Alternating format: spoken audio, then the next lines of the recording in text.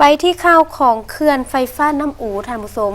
เขื่อนไฟฟ้าน้ำอูทั้งหมด7เขื่อนสามารถผลิตพลังงาน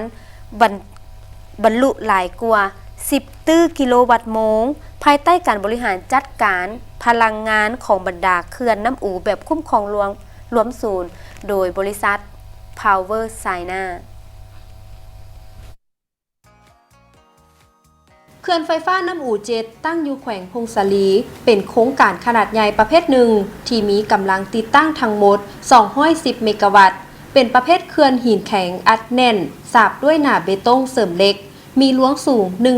143.5 เมตรประกอบด้วยเครื่องจักร105เมกะวัตต์จำนวน2เครื่อง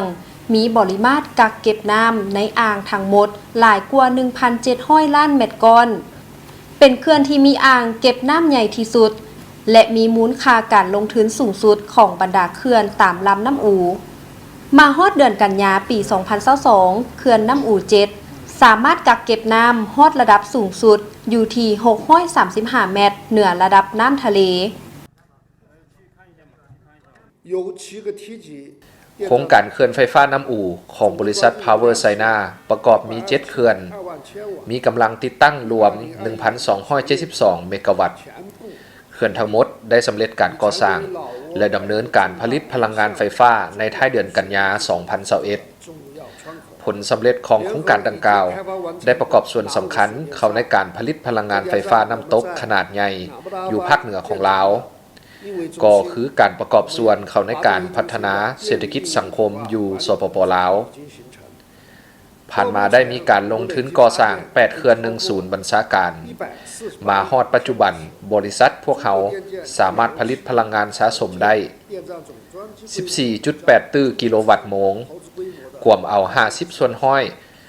ของการผลิตพลังงานไฟฟ้าของบรรดาบริษัทเขื่อนไฟฟ้าจีนอยู่สปป.ลาว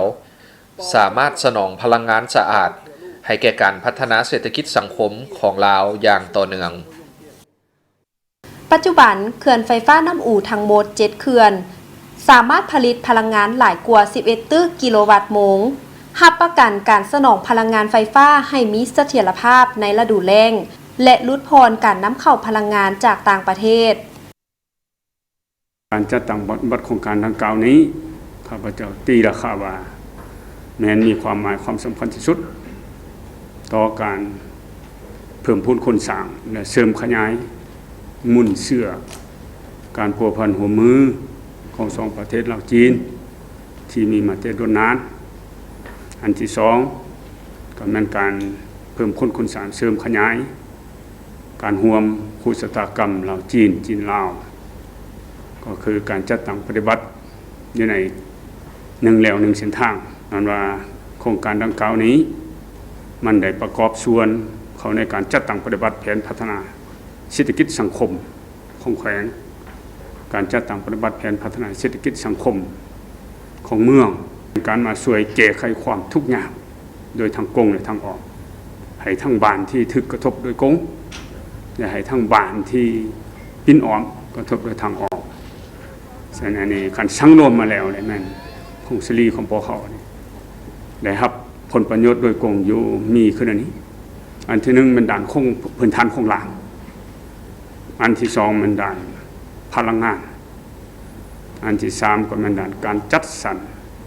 ที่ต่างบ้านจัดสรรอาชีพ